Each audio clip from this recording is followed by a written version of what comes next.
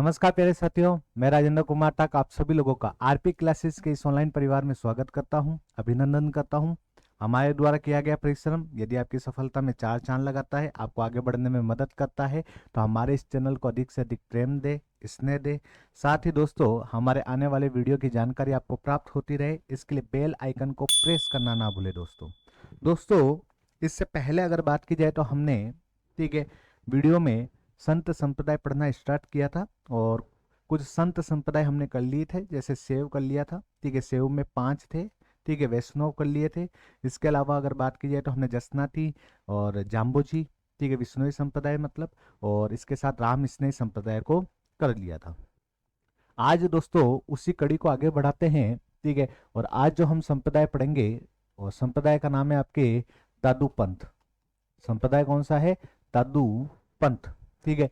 दादू पंथ की अगर बात की जाए दोस्तों, तो पहला तो ये ध्यान रखना, इसे निपंख संप्रदाय के नाम से भी जाना जाता है। कौन से संप्रदाय के नाम से? तो निपंख संप्रदाय के नाम से भी जाना जाता है, ठीक है। दादू जी की बात की जाए तो याद रखना, इस संप्रदाय के प्रवर्तक जो है वो दादू दयाल है, ठीक है। और दादू दयाल की अगर बात की जाए तो 1544 ईस्वी में, ठीक है, इनका जन्म हुआ, ठीक है। और 1544 ईस्वी में इनका जन्म हुआ। दादू जी की अगर बात की जाए तो थोड़ा सा ध्यान रखना, ठीक है, कि साबरमती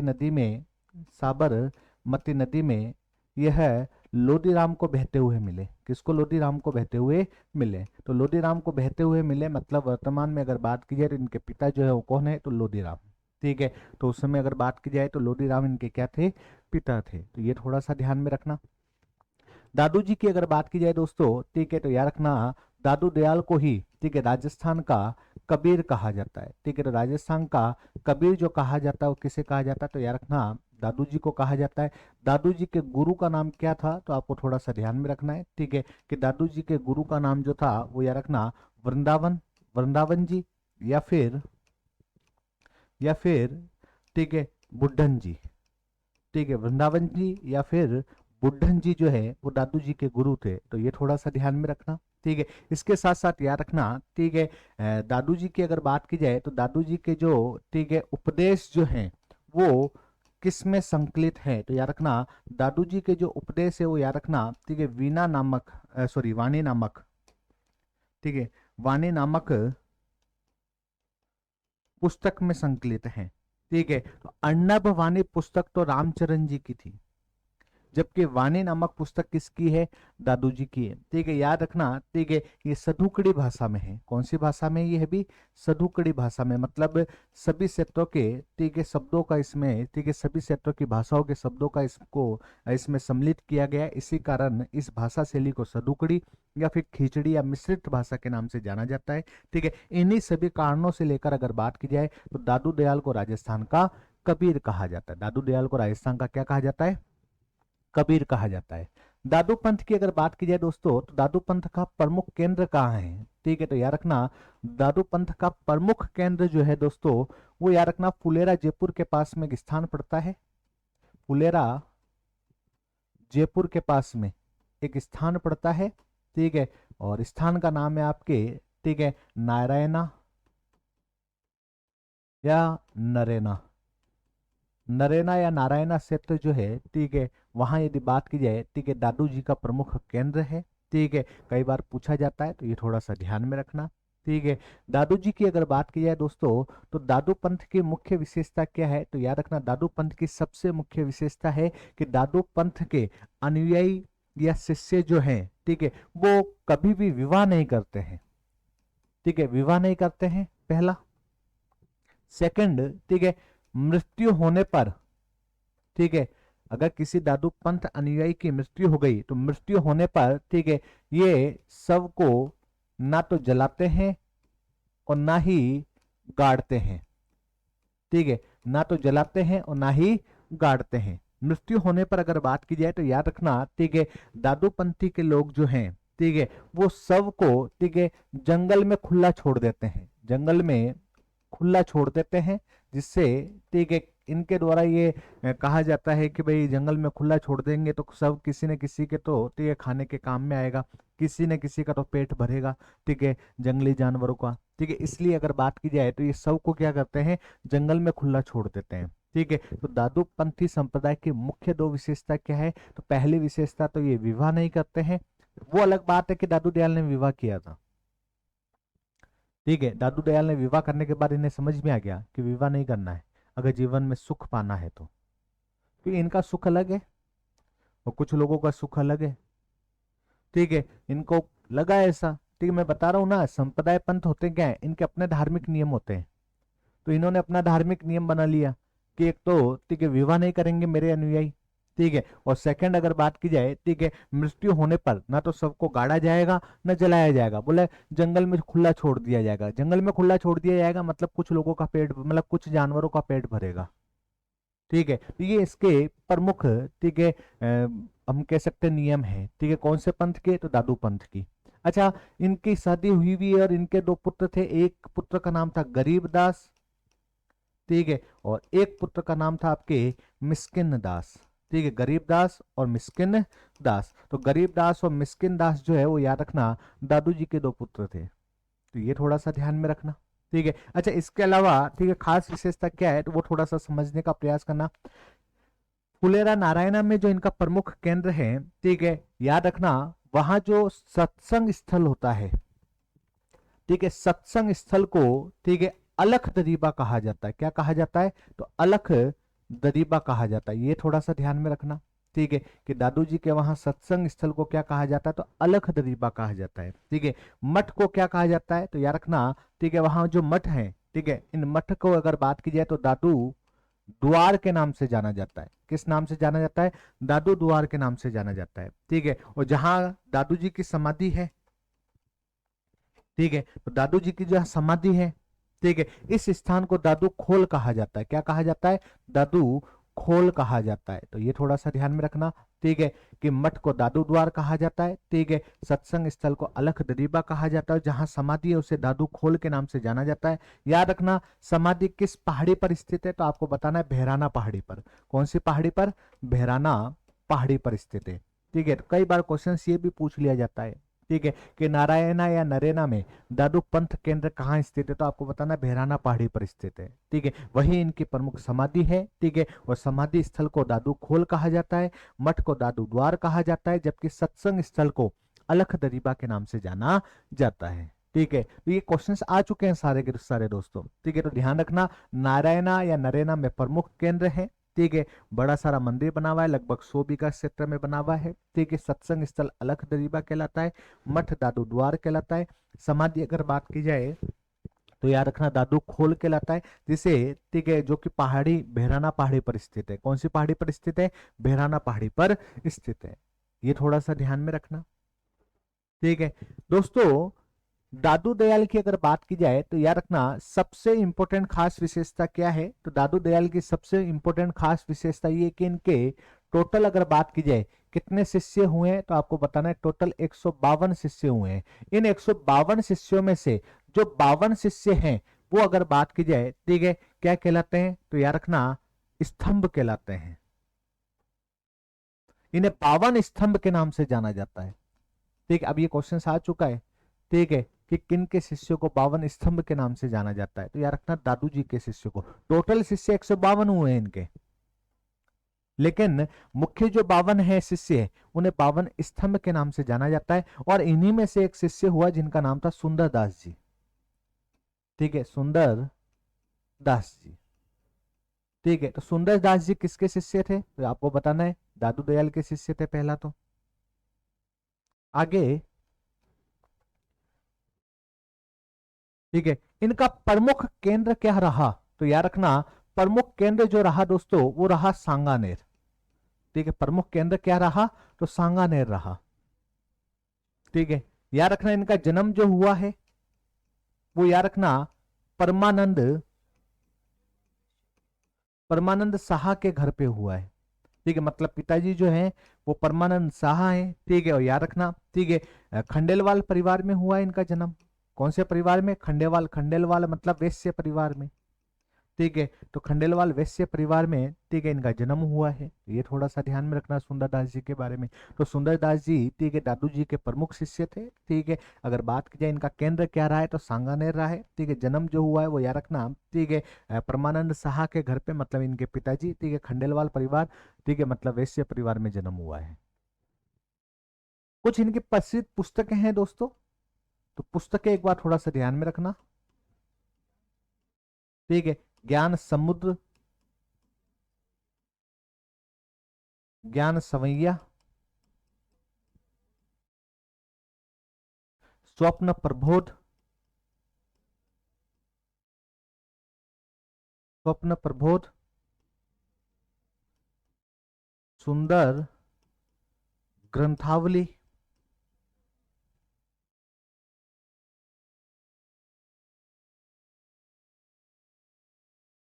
सुंदर भाट,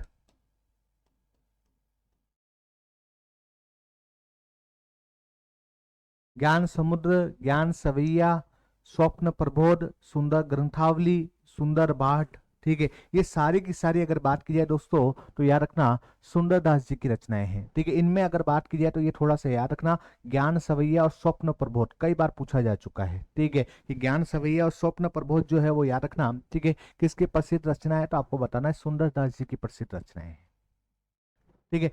सुंदरदास जी की अगर बात की जाए तो सुंदरदास जी के द्वारा ही, ठीक है, दादू दयाल की एक शाखा का विकास किया गया, जिसे अगर बात की जाए नागा शाखा कहा जाता है। कौन सी शाखा?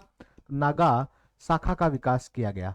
ठीक है। नागा शाखा की अगर बात की जाए तो नागा शाखा क्या थे, तो याद रखना, ठीक है, अपने शरीर पे अगर बात की जाए तो कम कपड़े पहनते थे, पहला तो। और अगर बात की जाए तो ये सहस्त्र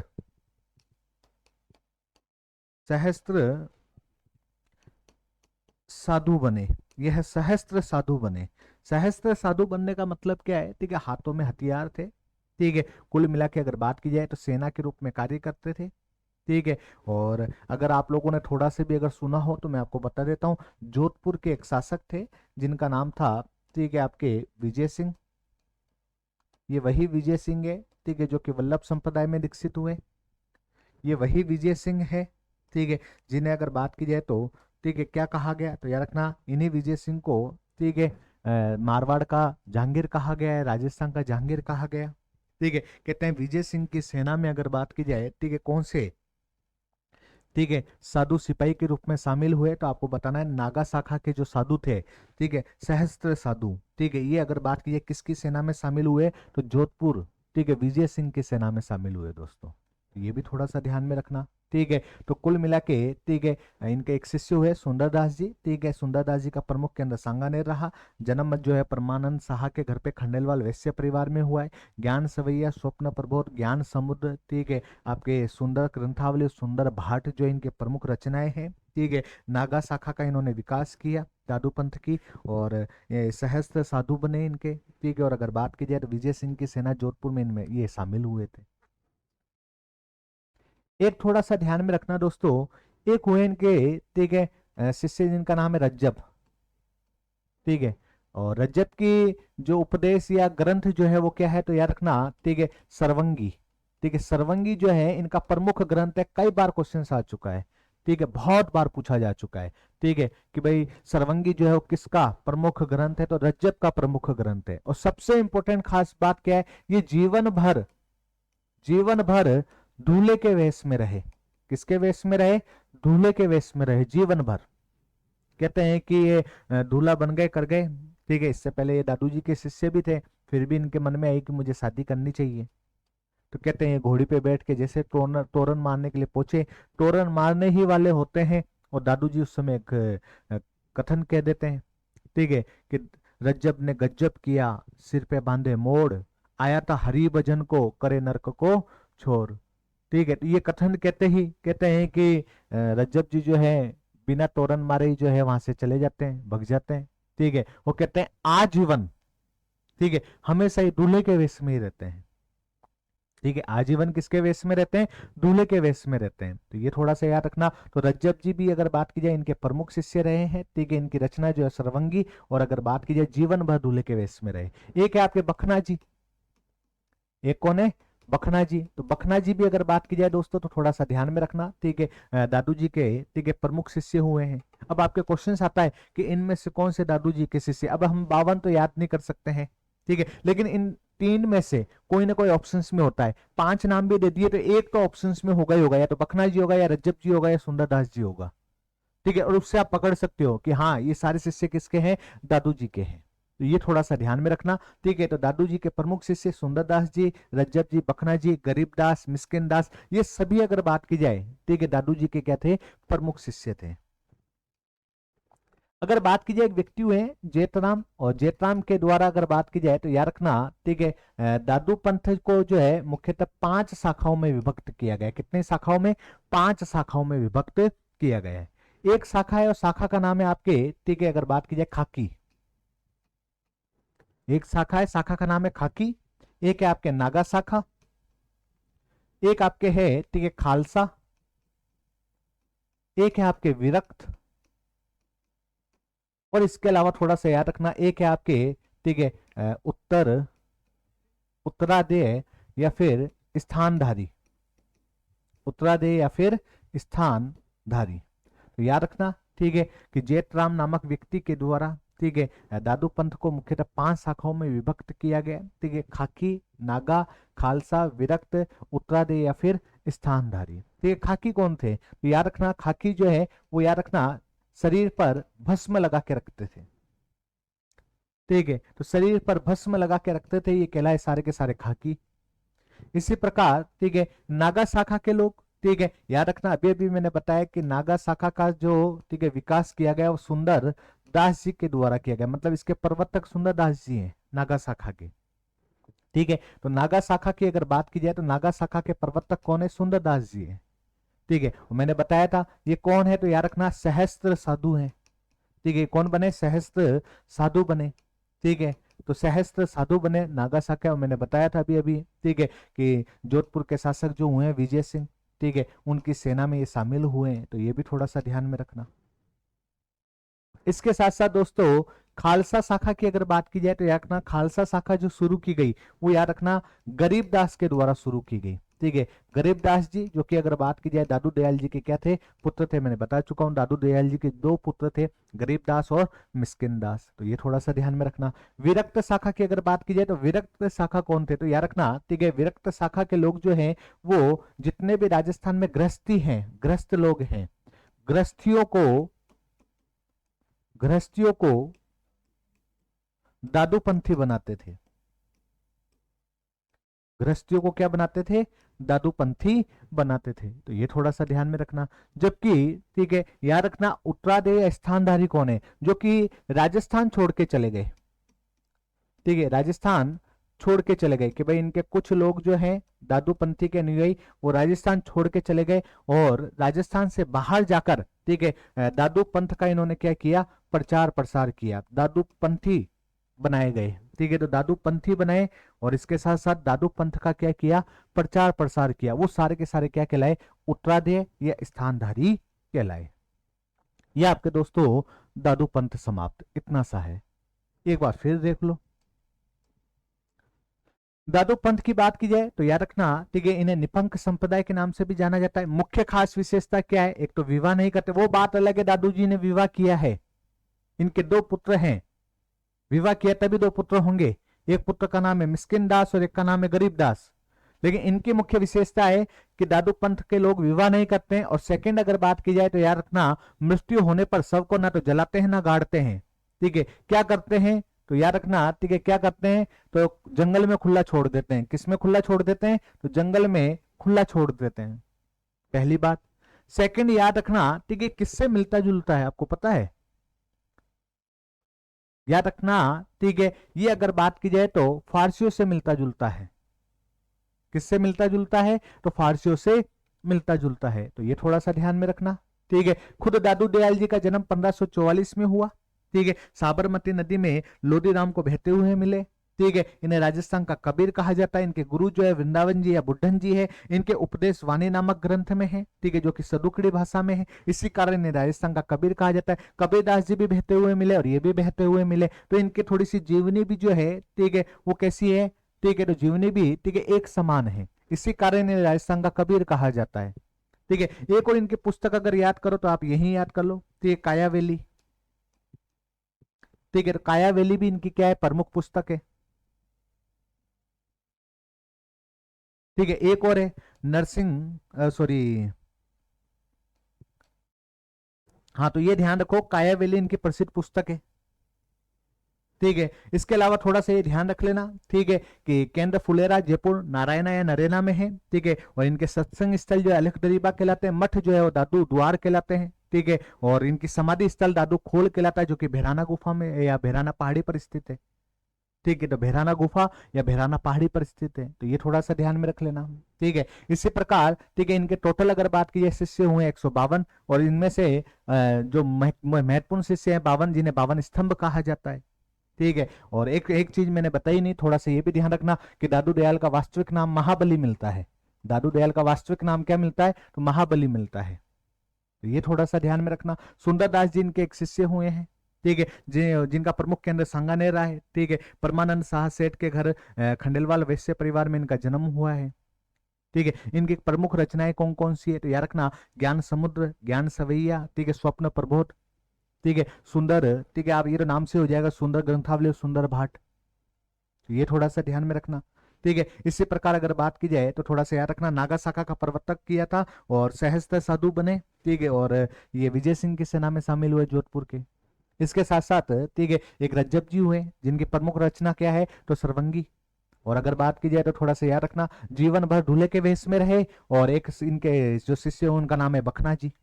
ठीक है, बखना जी को याद रख लेना, फिर बता रहा हूँ, बखना जी। ठीक है, दादू जी के शिष्य थे। जेठराम के द्वारा अगर बात की जाए, इनको 5 शाखाओं में विभक्त किया गया दादू पंथ को। ठीक है, एक शाखा है इनकी खाकी, जो कि शरीर पे भस्म लगा के घूमते थे। ठीक है, एक शाखा जो है नागा शाखा, ठीक है, जो कि सुंदरदास जी इनके प्रवर्तक हैं। और अगर बात की जाए तो सहस्त्र साधु बने, विजय सिंह की सेना में शामिल हुए। एक आपके खालसा, और जो दादू जी के पुत्र हैं गरीबदास जी, उनके द्वारा शुरू किया गया। एक आपके है विरक्त, जो कि गृहस्थियों को दादूपंथी बनाते थे। और एक है आपके उत्तरादेय या स्थानधारी, जो कि राजस्थान छोड़ के गए, और राजस्थान छोड़ के अगर बात की जाए अन्य क्षेत्रों में जाकर दादू पंथ का प्रचार प्रसार किया, लोगों को दादू पंथी बनाया। ये आपके दादू पंथ। और दोस्तों, इसी प्रकार, ठीक है, एक संप्रदाय है, और संप्रदाय का नाम है आपके निरंजनी संप्रदाय।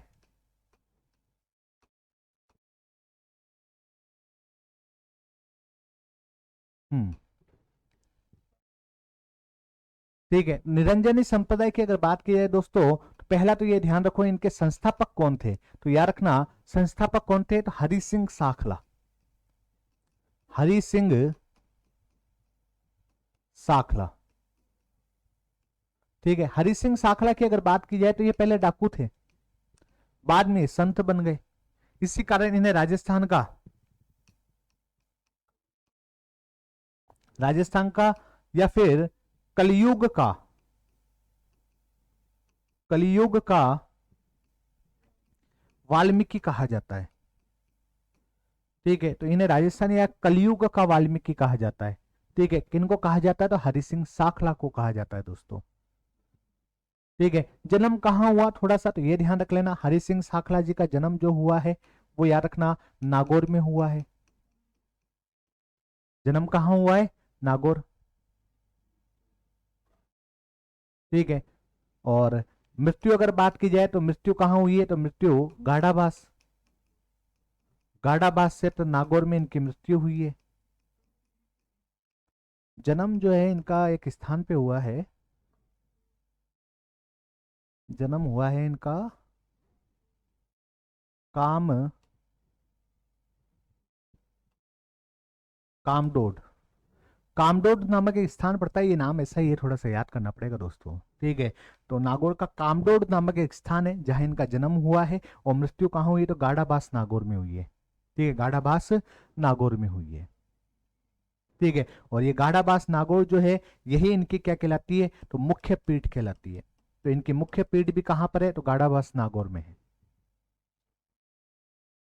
सबसे इंपॉर्टेंट खास विशेषता पता भी क्या है, तो याद रखना, ठीक है, इन्होंने अगर बात की जाए सगुन, सगुन, और इसके साथ साथ निर्गुण, दोनों ही भक्ति पे जोर दिया है। मतलब एकमात्र ऐसा संप्रदाय जो सगुण और निर्गुण दोनों भक्ति पे जोर देता कौन सा है? निरंजनी संप्रदाय। ठीक है, हालांकि वो बात अलग है कि सर्वाधिक के निर्गुण भक्ति पे जोर देते हैं, सर्वाधिक बोल रहा हूं, वैसे दोनों पे दिया लेकिन सर्वाधिक किस पे देते हैं? तो निर्गुण भक्ति पे जोर देते हैं। ये थोड़ा सा ध्यान में रखना।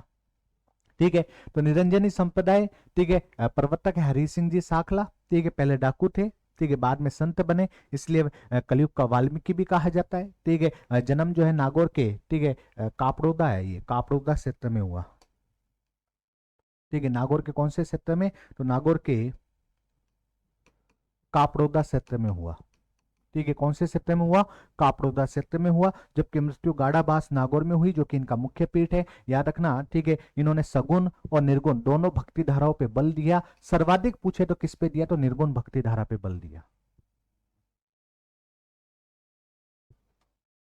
ठीक है, इनकी अगर बात की जाए तो दोस्तों सन्यासी जो है, ठीक है, सन्यासी जो है वो याद रखना निहंग कहलाते थे। सन्यासी क्या कहलाते थे? तो सन्यासी निहंग कहलाते थे। जबकि जो गृहस्थ सन्यासी थे, जो गृहस्थ सन्यासी थे, वो घर बारी कहलाते थे। ये क्वेश्चन आ चुका है आपके। ठीक है, तो गृहस्थ सन्यासी तो घर बारी कहलाते थे। ठीक है, जबकि अन्य जो सन्यासी हैं वो निहंग कहलाते थे। ठीक है, इनका एक मंत्र याद रख लेना, इनका मंत्र था अलख निरंजन। अलख निरंजन। ठीक है, तो इनका प्रमुख मंत्र क्या था? अलख निरंजन था दोस्तों। फिर देख लो एक बार, निरंजनी संप्रदाय संस्थापक हरि सिंह जी साखला है। ठीक है, कापड़ोदा नागौर में इनका जन्म हुआ। ये नाम याद रखना पड़ेगा, कापड़ोदा। ठीक है, मेरे को बहुत मुश्किल से याद हुआ है।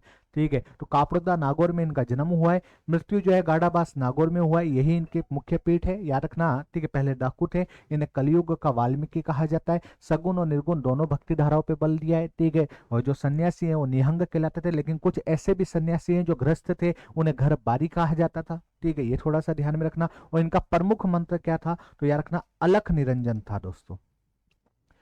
कुछ इनकी प्रसिद्ध पुस्तकें हैं, तो पुस्तकें थोड़ा सा ध्यान में रख लो कि इनकी प्रसिद्ध पुस्तकें कौन कौन सी है। ठीक है, पहली पुस्तक का नाम है भक्त भर्तहरि।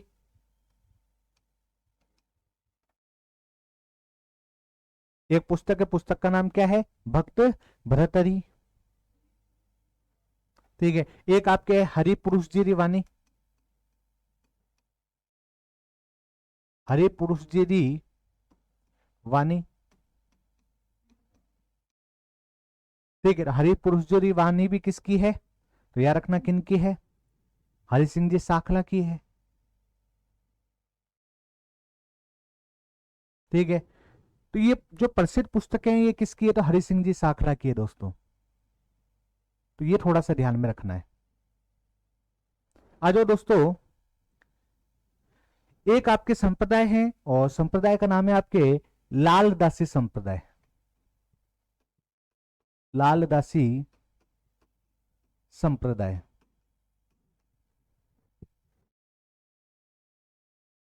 ठीक है, लालदासी संप्रदाय की अगर बात की जाए तो इनका प्रमुख केंद्र जो रहा वो मेवात रहा।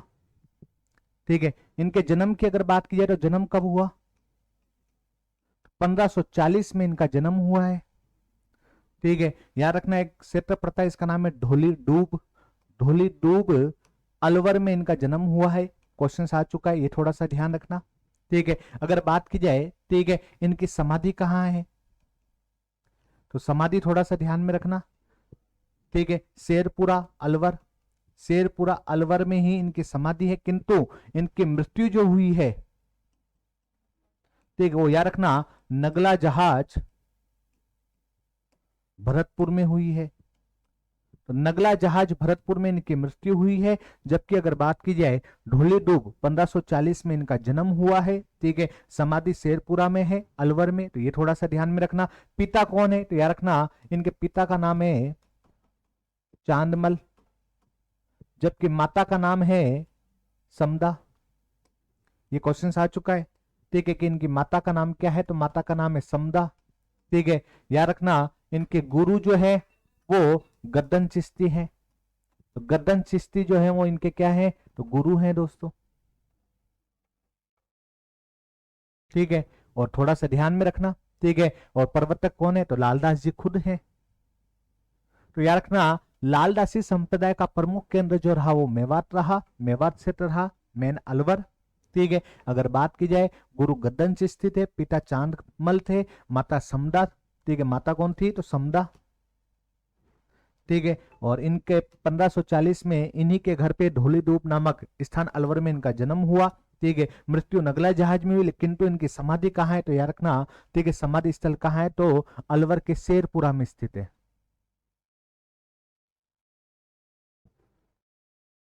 ठीक है, थोड़ा सा ध्यान रखना। ठीक है, इन्होंने भी निर्गुण निराकार,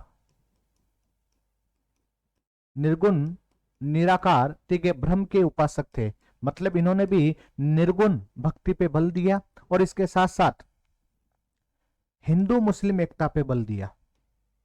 कौन सी एकता पे बल दिया, तो हिंदू मुस्लिम एकता पे बल दिया। सबसे इंपॉर्टेंट खास विशेषता क्या है दोस्तों, तो याद रखना। ठीक है, सबसे इंपॉर्टेंट खास विशेषता है कि ये लोग लालदासी संप्रदाय के जो लोग हैं, ठीक है, ये भीख नहीं मांगते थे। ठीक है, भीख नहीं मांगते थे, स्वयं कमाई करके जीवन यापन करते थे। भीख नहीं मांगते थे, वो कमाई करके जीवन यापन करते थे। संप्रदाय कौन सा है, लालदासी संप्रदाय। ठीक है, तो लालदासी संप्रदाय फिर देख लो एक बार। ठीक है, लालदास जी इसके प्रवर्तक है, मेवात क्षेत्र है, गुरु गद्दन चिश्ती है, माता अगर बात कीजिए माता समदा, पिता जो है आपके चानमल, और 1540 में, ठीक है, डूबी गांव, ठीक है, आपके कहाँ पड़ता है, तो ढोली डूब नामक गांव पड़ता है। ढोली डूब कहाँ पड़ता है, अलवर में, वहां इनका जन्म हुआ। ठीक है, मृत्यु जो हुई है इनकी नगला जहाज भरतपुर में हुई, किंतु समाधि जो है शेरपुरा अलवर में स्थित है। ठीक है, याद रखना। ठीक है, निर्गुण निराकार ब्रह्म के उपासक थे। ठीक है, हिंदू मुस्लिम एकता पे बल दिया, और सबसे इंपॉर्टेंट खास बात क्या है, तो याद रखना, मोस्ट इंपॉर्टेंट ये है कि भीख नहीं मांगते थे। ठीक है, कमाई करके जीवन यापन करते थे। ठीक है, इनके कुछ अनुयायी जो है, ठीक है, जो ग्रस्त अनुयायी थे, उन ग्रस्त अनुयायियों को घरबारी या स्थानधारी भी कहा गया। तो कुल मिला के, ठीक है, गृहस्थों को भी इन्होंने क्या बनाया है, अनुयायी बनाया है, जिन्हें घरबारी या स्थानधारी कहा गया। ठीक है, संप्रदाय कौन सा है, लालदासी संप्रदाय। इसी प्रकार दोस्तों एक संप्रदाय है, और संप्रदाय का नाम है आपके चरणदासी संप्रदाय। ठीक है, चरणदासी संप्रदाय की अगर बात की जाए, तो चरणदास संप्रदाय, चरणदास संप्रदाय की सबसे इंपॉर्टेंट खास बात क्या है, पहले शुरुआती दौर में अगर बात की जाए, तो शुरुआती दौर में इनका केंद्र जो रहा वो मेवात रहा, किंतु बाद में, ठीक है, इनका केंद्र जो है वो क्या रहा, दिल्ली रहा। ठीक है, तो शुरुआत में तो इनका केंद्र मेवात रहा है, लालदास जी की तरह, किंतु बाद में कहते हैं कहां चले गए, दिल्ली चले गए। तो मुख्य केंद्र फिर इनका क्या बन गया, दिल्ली बन गया। अब पूछा जाए तो मुख्य केंद्र क्या है, तो दिल्ली है, और यही इनकी क्या हुई है, यही इनकी मृत्यु हुई है। ये थोड़ा सा ध्यान में रखना। ठीक है, चरणदास जी की अगर बात की जाए, तो इनका वास्तविक नाम जो आता है वो याद रखना, रंजीत आता है। तो इनका वास्तविक नाम क्या था, तो वास्तविक नाम था इनका रंजीत। ठीक है, इनका जन्म जो हुआ है वो याद रखना 1703 में हुआ है। जन्म 1703 में हुआ है। एक गांव पड़ता, गांव का नाम है डेहरा। डेहरा गांव अलवर में इनका क्या हुआ है, तो डेहरा गांव अलवर में इनका जन्म हुआ है। ठीक है, पिता कौन थे, तो मुरलीधर। ठीक है, पिता कौन थे, मुरलीधर। और माता की अगर बात की जाए, तो माता कौन थी, तो याद रखना कुंजो देवी। ठीक है, कुंजो देवी इनकी माता थी। गुरु कौन थे, तो गुरु शुक्रदेव। ठीक है, तो शुक्रदेव जो है वो याद रखना इनके गुरु थे। ठीक है, और मुख्यतः अगर बात की जाए, तो एक क्वेश्चन कई बार आ चुका है, और अभी आरएस मेंस हुआ उसमें भी ये क्वेश्चन आया है। ठीक है, कि इनकी प्रमुख दो महिलाएं शिष्य थी। तो दो महिलाएं शिष्य कौन कौन थी, तो याद रखना दो महिलाएं शिष्य, एक का नाम था, ठीक है, दयाबाई, और एक का नाम था आपके सहजोबाई। दयाबाई और सहजोबाई। तो दयाबाई और सहजोबाई इनकी प्रमुख शिष्या थी। ठीक है, कई बार पूछा जाता है। तो दयाबाई और सहजोबाई, ठीक है, इनकी प्रमुख शिष्या थी। सहजोबाई को अगर बात की जाए तो राजस्थान की प्रथम महंत का दर्जा दिया जाता है। कि राजस्थान की प्रथम महंत का दर्जा किसे दिया जाता है? तो याद रखना सहजोबाई को दिया जाता है। ठीक है, दयाबाई की दो पुस्तकें हैं। ठीक है, एक तो दया बोध और एक विनय मलिक। दया बोध और विनय मलिक। जबकि सहजोबाई की एक पुस्तक है, इसका नाम है सहज प्रकाश। ठीक है, तो ये याद रखना। तो ये प्रथम महिला महंत का दर्जा दिया जाता है सहजोबाई को। ठीक है, और सहज प्रकाश इनकी प्रसिद्ध पुस्तक है। जबकि दयाबाई की दया बोध और विनय मलिक है। एक थोड़ा सा ये ध्यान रखना, ठीक है, कि चरणदास जी के द्वारा, ठीक है, नादिर शाह के आक्रमण की भविष्यवाणी की गई थी। नादिर शाह के आक्रमण की भविष्यवाणी की गई थी, और जो कि सत्य भी साबित हुई। जो कि सत्य भी साबित हुई। ठीक है, एक थोड़ा सा याद रखना कि चरणदासी संप्रदाय जो है, ठीक है, इनके टोटल नियमों की संख्या कितनी है? तो इनके टोटल नियम कितने हैं? तो 42 है। फिर बता रहा हूं, जसनाती संप्रदाय में नियमों की संख्या कितनी थी? तो जसनाती में थी 36, बिश्नोई में थी 29। जबकि चरणदासी संप्रदाय में नियमों की संख्या कितनी थी? तो 42, 42 सर्वाधिक थी। ये थोड़ा सा ध्यान में रखना। तो कुल मिला के चरणदासी संप्रदाय का मुख्य केंद्र दिल्ली है। शुरुआती दौरों में मेवात था। 1703 में, ठीक है, रंजित नाम से इनका जन्म हुआ, मुरलीधर और कुंजो देवी के घर पर। ठीक है, अगर बात कीजिए शुक्रदेव जो इनके, ठीक है, गुरु थे, और दो महिलाएं संत इनकी शिष्या थी। एक का नाम था दयाबाई और एक का नाम था सेजोबाई। ये दोनों भी डेहरा गांव अलवर की थी। ये दोनों भी कहाँ की थी? तो डेहरा गांव अलवर की थी। और सेजोबाई की दो प्रसिद्ध पुस्तकें एक प्रसिद्ध पुस्तक कौन सी? तो सहज प्रकाश, इन्हें प्रथम महिला महंत का दर्जा दिया गया है। जबकि दयाबाई की दो प्रसिद्ध पुस्तकें दया बोध और विनय मलिक है। और एक थोड़ा सा ध्यान में रखना कि नादिर शाह के आक्रमण की भविष्यवाणी किसने की थी? तो चरणदास जी ने की थी। ठीक है, इनके भी कुछ प्रसिद्ध पुस्तकें हैं। ठीक है, एक है आपके इनकी प्रसिद्ध पुस्तकें। ठीक है, तो चरणदास जी की एक पुस्तक है जिनका नाम है ब्रह्म ज्ञान, ब्रह्म सागर, और एक है आपके ब्रह्मचरित्र, ब्रह्मचरित्र, और एक है ज्ञान सर्वोदय। तो ब्रह्म ज्ञान, ब्रह्म सागर, ब्रह्मचरित्र और ज्ञान सर्वोदय, ये चारों की चारों अगर बात की जाए तो याद रखना किसकी प्रसिद्ध पुस्तकें हैं? तो आपको बताना है चरणदास जी की प्रसिद्ध पुस्तकें हैं। ये थोड़ा सा ध्यान में रखना।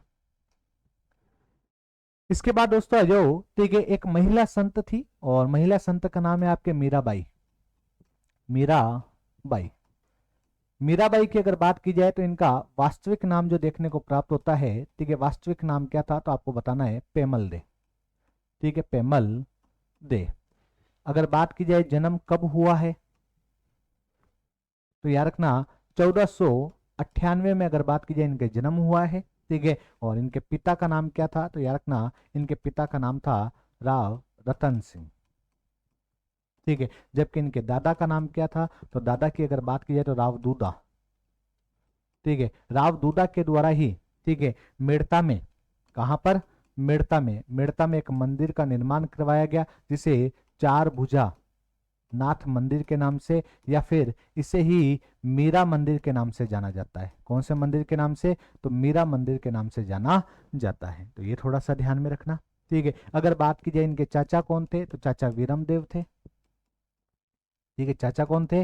वीरमदेव थे। ठीक है, इनके ससुर कौन थे? तो ससुर जी आपके राणा सांगा। ठीक है, राणा सांगा इनके ससुर जी थे। ठीक है, इनके अगर बात की जाए आपके पति कौन थे? तो याद रखना भोजराज, जो कि सांगा का पुत्र था। भोजराज इनके, ठीक है, पति थे। कहते हैं जल्दी अगर बात की जाए इनकी क्या हो गई थी? मृत्यु हो गई थी शादी के बाद। ठीक है, और लगभग अगर बात की जाए इनका विवाह जो हुआ वो याद रखना 1516 में हुआ। ठीक है, और जल्दी इनकी मृत्यु हो गई। फिर इनके ऊपर कई अत्याचार हुए हैं। ठीक है, और अत्याचार जो किए गए वो किसके द्वारा किए गए? तो याद रखना, ठीक है, विक्रमादित्य के द्वारा। अत्याचार जो किए गए वो किसके द्वारा किए गए? विक्रमादित्य के द्वारा किए गए। तो ये थोड़ा सा ध्यान में रखना। ठीक है, इसी मीराबाई को अगर बात की जाए तो याद रखना, ठीक है, राजस्थान की राधा की संज्ञा दी जाती है। तो राजस्थान की राधा जो कहा जाता है वो किसे कहा जाता है? मीराबाई को कहा जाता है। ठीक है, दो गुरु रहे हैं इनके। ठीक है, प्रमुख गुरु एक तो थे आपके, ठीक है, रैदास जी, ठीक है, जो कि जाति से चर्मकार या मोचित है, चित्तौड़ के चित्तौड़ में इनकी छत्री है। एक तो रहे कौन? रैदास जी। ठीक है, एक रहे रूप गोस्वामी। कहते हैं जब ये, ठीक है, उत्तर प्रदेश चली गई उस समय यदि बात की जाए, रूप गोस्वामी को इन्होंने अपना क्या बनाया? गुरु बनाया। कहते हैं वहां से आने के बाद अगर बात की जाए, ठीक है, विक्रमादित्य ने खूब इनके ऊपर अत्याचार किए, जहर का प्याला पिलाया, सब कुछ किया, लेकिन कहते हैं भगवान श्री कृष्ण ने अपनी, ठीक है, जो भक्त थी उसको हमेशा बचाया। वो कहते हैं अंततः अगर बात की जाए तो अंततः, ठीक है, कहते हैं कि इनकी मृत्यु नहीं हुई है। ठीक है, ये समा गई थी। ठीक है, तो कहते हैं 1548 में गुजरात में, ठीक है, रणछोड़राय मंदिर में, रणछोड़राय मंदिर में कहते हैं कि भगवान श्री कृष्ण की मूर्ति में क्या हो गई थी? समा गई थी, विलीन हो गई थी। तो ये थोड़ा सा ध्यान में रखना। ठीक है, इन्हीं के ग्रंथ जो है वो याद रखना क्या कहलाते हैं? तो पदावलियां कहलाते हैं। इन्हीं के ग्रंथ क्या कहलाते हैं? तो पदावलियां कहलाते हैं। तो मीराबाई की दोस्तों अगर बात की जाए तो वास्तविक नाम पेमल दे था। 1498 में इनका जन्म हुआ है। ठीक है, अगर बात की जाए पिता कौन है तो रत्न सिंह है। ठीक है, दादा कौन है तो राव दूदा है, जिन्होंने अगर बात की जाए मेड़ता में, ठीक है, चार भुजानाथ मंदिर या मेरा मंदिर का निर्माण करवाया था। ठीक है, चाचा वीरमदेव था। ठीक है, ससुर राणा सांगा था, पति भोजराज था। ठीक है, अत्याचार किसने किए? तो विक्रमादित्य ने किए। मेवाड़ के विक्रमादित्य ने इनके ऊपर खूब अत्याचार किए। तो ये थोड़ा सा ध्यान में रखना। एक और चीज याद रखो तो यहीं पे याद रख लो। ठीक है, जो कल्ला जी थे, ठीक है, चार हाथों वाले लोक देवता, वो मीराबाई के भतीजे लगते थे। ठीक है, मतलब मीराबाई जो है कल्ला जी के क्या लगती थी? तो याद रखना भुआ लगती थी। तो मीराबाई क्या लगती थी? तो मीराबाई तो भुआ लगती थी, जबकि कल्ला जी जो है वो क्या लगते थे? भतीजे लगते थे। तो ये थोड़ा सा ध्यान में रखना। ये आपके मीराबाई। दोस्तों एक संप्रदाय, संप्रदाय का नाम है आपके निष्कलंक संप्रदाय। निष्कलंक संप्रदाय। निष्कलंक संप्रदाय के प्रवर्तक जो है वो याद रखना संत माव जी हैं। संत माव जी। और संत माव जी का जो जन्म हुआ है दोस्तों, वो याद रखना डूंगरपुर के सबला गांव में, डूंगरपुर के सबला गांव में इनका क्या हुआ है? जन्म हुआ है। तो डूंगरपुर के सबला गांव में इनका क्या हुआ है? जन्म हुआ है। ठीक है, कब हुआ है? तो अगर सन तो बहुत कम पूछी जाएगी, फिर भी अगर आपको ये सन याद रखनी तो रख लो, 1714। ये तो मेरे को याद है, तो मैं मेरी होशियारी दिखाने के लिए आपको बता रहा हूँ। ठीक है, लेकिन मेरे को नहीं लगता कि ये सन पूछी जाएगी। ठीक है, फिर भी आपको लगे कि ये सर तो कम पढ़ा रहा है और तुम्हें याद करना है तो कर लेना भाई।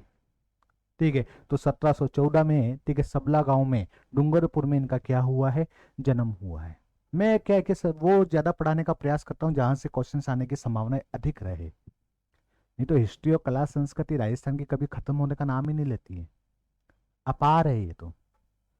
ठीक है, मैं 100 नृत्य और 100 गीत पढ़ा दूं तो उसके बाद 101, 102, पता नहीं 1000 तक है, कितने याद करेंगे? तो अधिकतर वही पढ़ाने का प्रयास करता हूं दोस्तों जो आपके पेपर में क्वेश्चंस आए। लेकिन मैं बता रहा हूँ ये बहुत कम है कि ये यहाँ से क्वेश्चंस आ जाएगी संत मावजी जी का जन्म कब हुआ, नहीं आएगा। ठीक है, ये पूछा जा सकता है कि सबला गांव में इनका जन्म हुआ है, डूंगरपुर में। ठीक है, याद रखना। ठीक है, इनके जो उपदेश हैं, ठीक है, वो चोपड़ा नामक एक ग्रंथ है। ठीक है, तो चोपड़ा नामक ग्रंथ है, उसमें देखने को प्राप्त होता है। ये क्वेश्चन आ सकता है किस भाषा में? वागड़ी भाषा में ये क्वेश्चन आ सकता है, तो ये थोड़ा सा ध्यान में रखना। ठीक है, तो वागड़ी भाषा में है।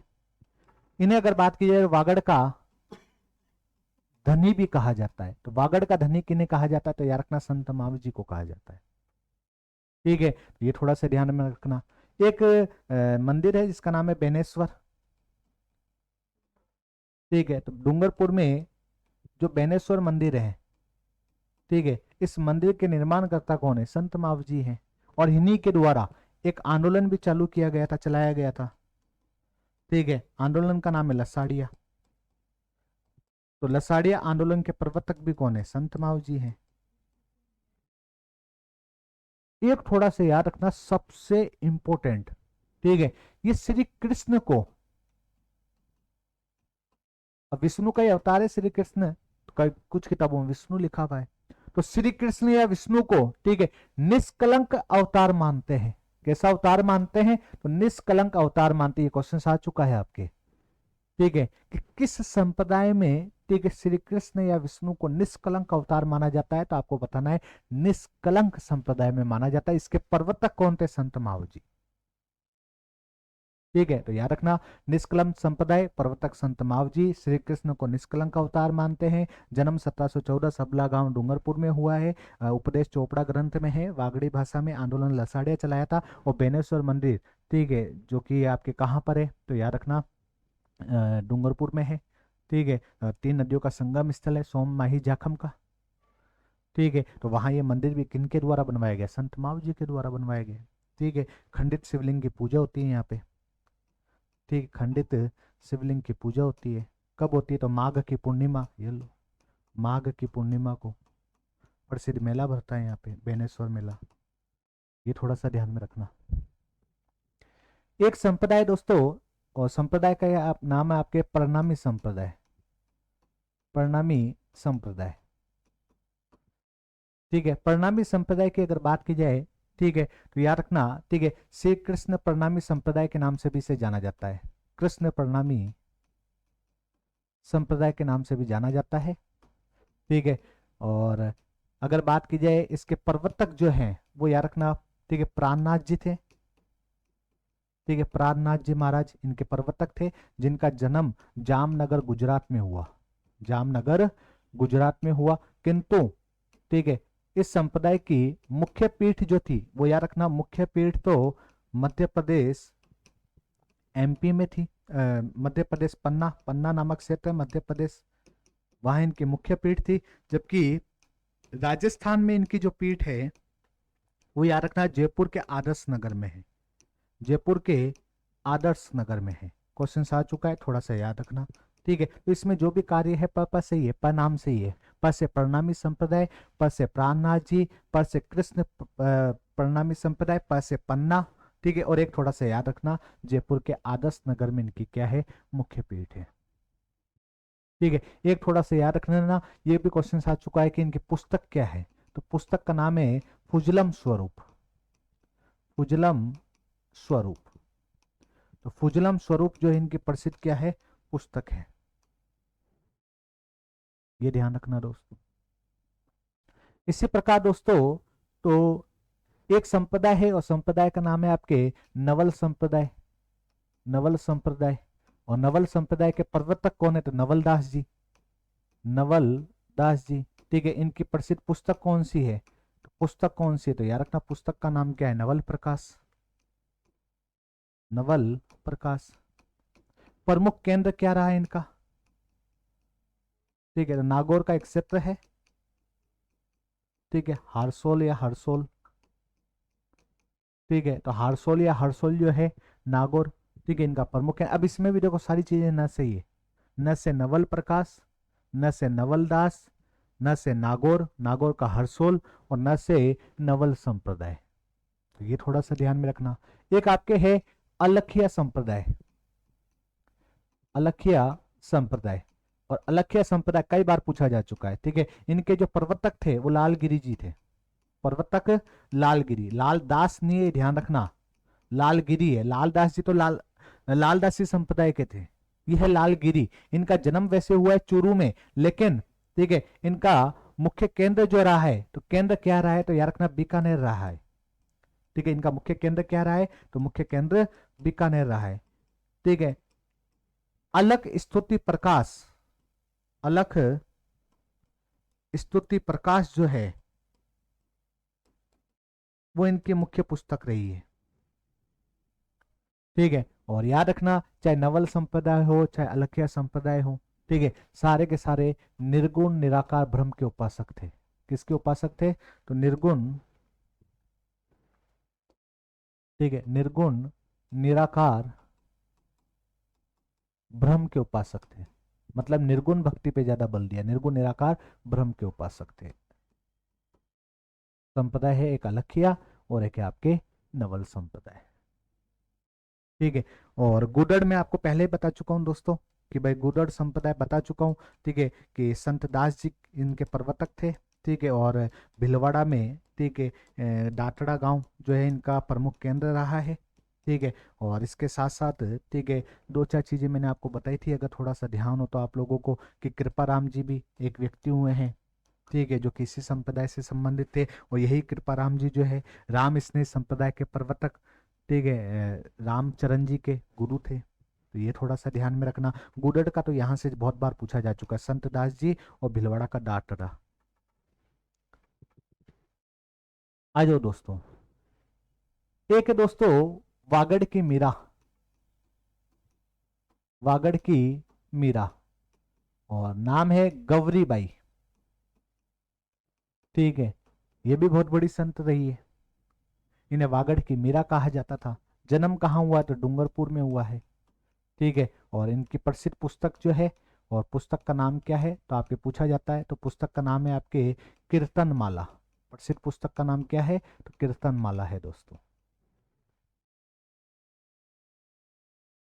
ठीक है। एक थोड़ा सा याद रखना यहीं पर, एक हुई है शेखावटी की राधा।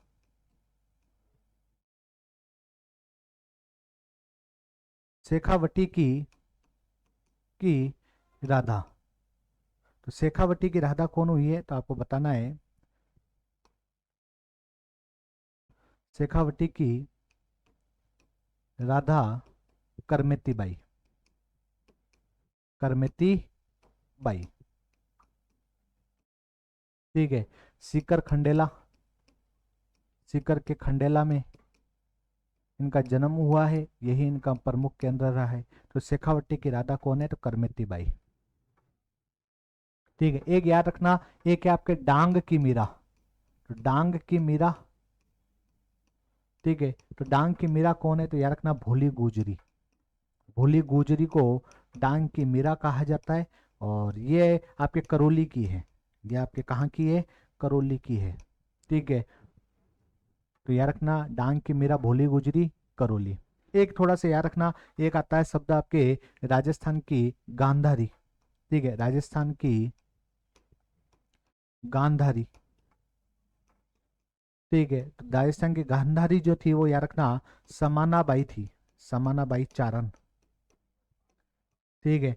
ये अलवर की थी। इन्होंने आजीवन अपने आंखों पे क्या रखी, पट्टी रखी।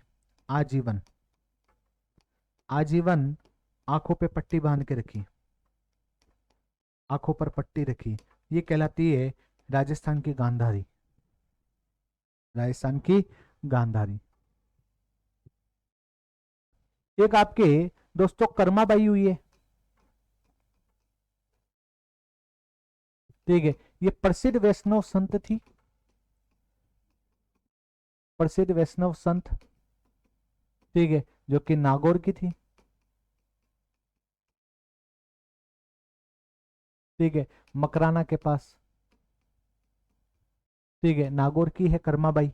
इन्होंने अगर बात की जाए, ठीक है, कहते हैं कि श्री कृष्ण को, ठीक है, खिचड़े का भोग लगाया था। किसका भोग लगाया था, खिचड़े का भोग लगाया था। आपके एक भजन भी है इस पे, थाली भर लाई खिचड़ो, जिमावे बेटी जाट की। तो एक जाट महिला है कर्माबाई।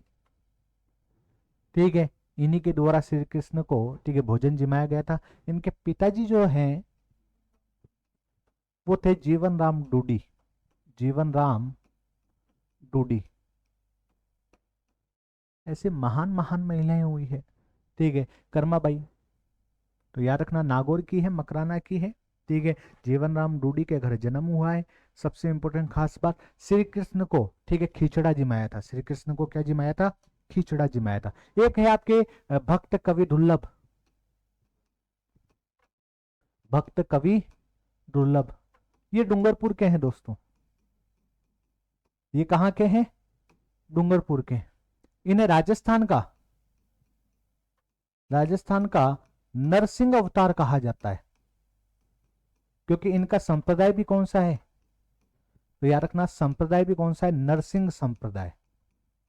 कौन सा संप्रदाय, तो नरसिंह संप्रदाय। तो ये थोड़ा सा ध्यान में रखना।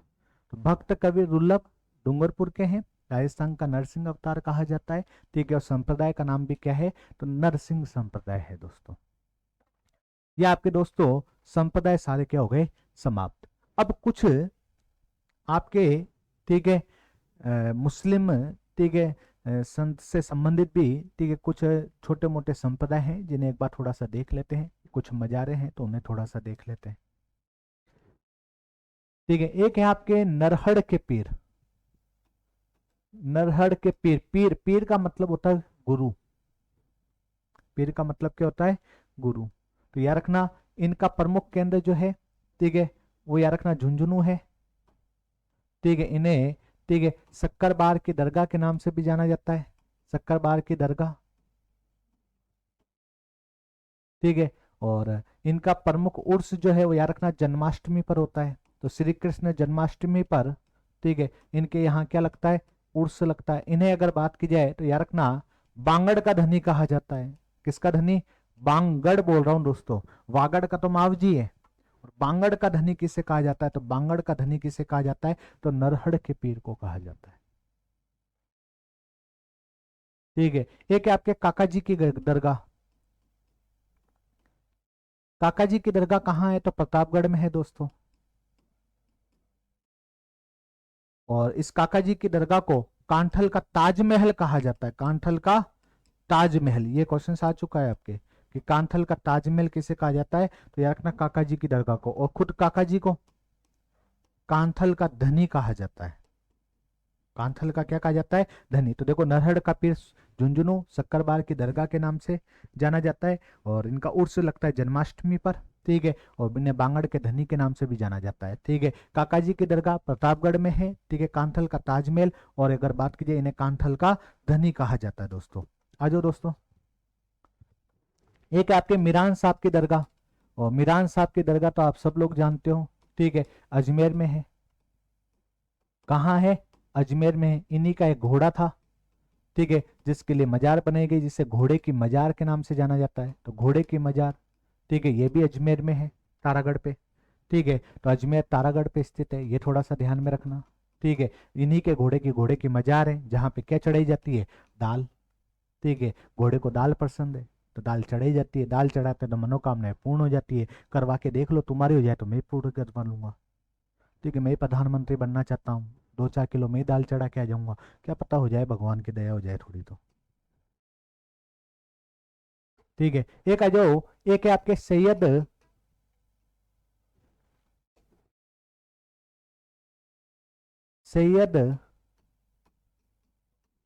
फखरुद्दीन। सैयद फखरुद्दीन की अगर बात की जाए तो याद रखना इनका प्रमुख, ठीक है, मजार जो है वो कहाँ है, तो डूंगरपुर में। ठीक है, डूंगरपुर में कहाँ है, तो गलिया कोट।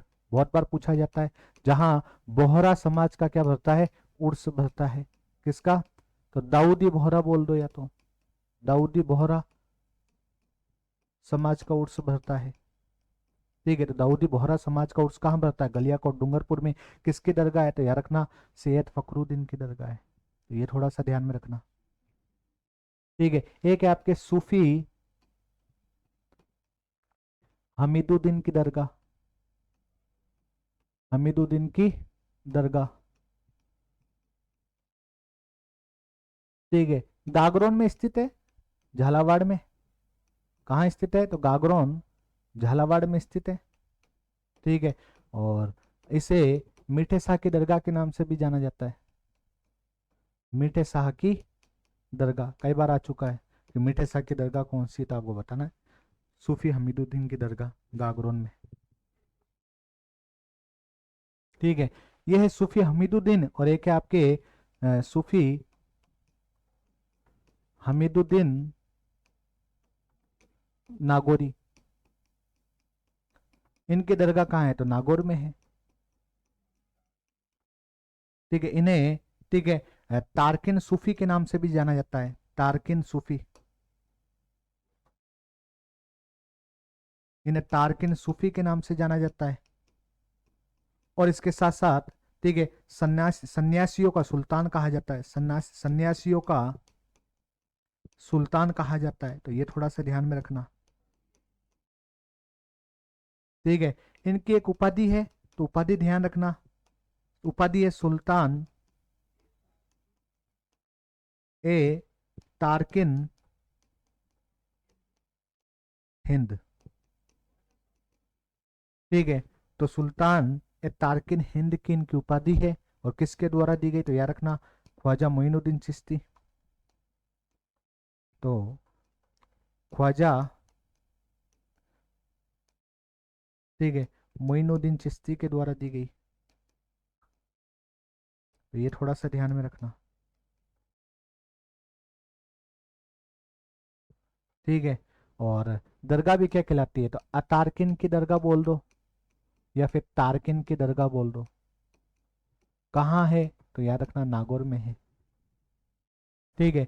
तो हाँ, सूफी हमीदुद्दीन नागौरी, ठीक है, नागौर में है। ठीक है।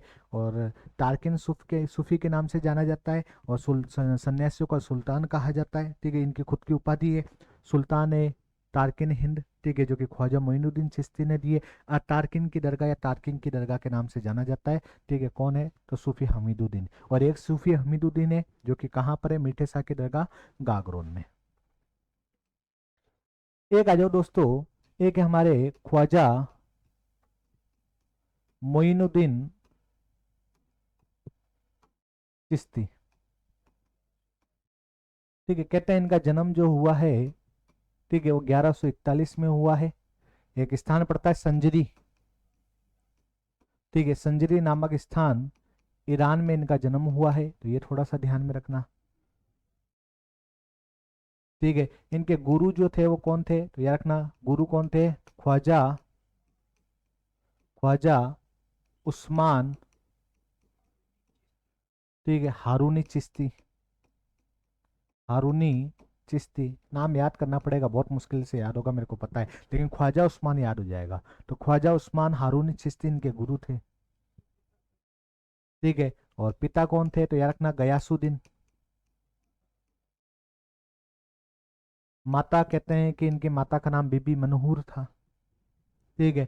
तो कुछ किताबों में लिखा हुआ है माता बीबी मनहूर, ये थोड़ा सा ध्यान में रखना। ठीक है। दरगाह कहाँ है इनकी, तो सभी लोग जानते हैं दिखता, तो दरगाह कहाँ है, तो अजमेर में, जहां रजब की 1 तारीख से लेकर 6 तारीख तक, ठीक है, इनके उर्स का आयोजन किया जाता है। ठीक है। 1 तारीख को भिलवाड़ा का गौरी परिवार, भिलवाड़ा का गौरी परिवार जो है, ठीक है, वो क्या चढ़ाता है, झंडा चढ़ाता है। ठीक है। तो इसकी शुरुआत मानी जाती है। ठीक है। और 6 तारीख को कुल की रस्म के साथ, कुल की रस्म के साथ, ठीक है, इसका समापन माना जाता है। ठीक है। छींटे लगाए जाते हैं कुल की रस्म के, तो इसके साथ समापन माना जाता है। ठीक है। तो लगभग 6-7 दिन उर्स चलता ही है, 6 दिन लगभग, तो ये थोड़ा सा ध्यान में रखना। ठीक है। और जब ये झंडा चढ़ाया जाता है तो एक वाद्य यंत्र बजाया जाता है, और वाद्य यंत्र का नाम क्या है, तासा। ठीक है। ये थोड़ा सा ध्यान में रखना। ठीक है। और दरगाह का निर्माण किसने करवाया, तो याद रखना निर्माण करता कौन है, तो निर्माण करता है गयासुद्दीन।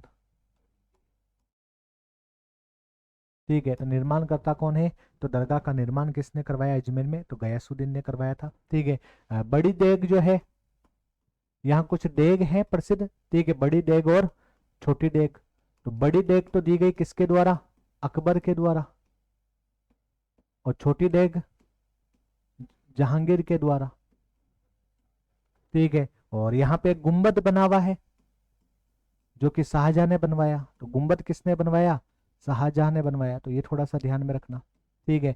कि अजमेर अजमेर में जो दरगाह है, दरगाह का निर्माण करता तो गयासुद्दीन है, जबकि बड़ी देग किसने दी, अकबर ने, छोटी देग जहांगीर ने, और गुम्बद का निर्माण करता कौन है, तो शाहजहां है। ठीक है। चिश्ती संप्रदाय में थोड़ा सा ध्यान में रखना दोस्तों, जो चिश्ती संप्रदाय है, इस चिश्ती संप्रदाय में, ठीक है, गुरु को तो कहा जाता है पीर। ठीक है। और आपके, ठीक है, ये रहने योग्य जो मकान होता है, तो रहने का जो मकान होता है, ठीक है, जहाँ ये रहते हैं उन्हें खानकाह के नाम से जाना जाता है। ठीक है। और युवराज की अगर बात की जाए तो युवराज को वल्ली कहा जाता है। युवराज को क्या कहा जाता है? वल्ली कहा जाता है। और शिष्य जो होता है, और शिष्य को मुरीद कहा जाता है। क्या कहा जाता है? तो शिष्य को मुरीद कहते हैं ना, मैं तो आपका मुरीद हो गया, मतलब मैं आपका शिष्य हो गया। तो शिष्य को क्या कहा जाता है? मुरीद कहा जाता है। तो ये थोड़ा सा ध्यान में रखना दोस्तों।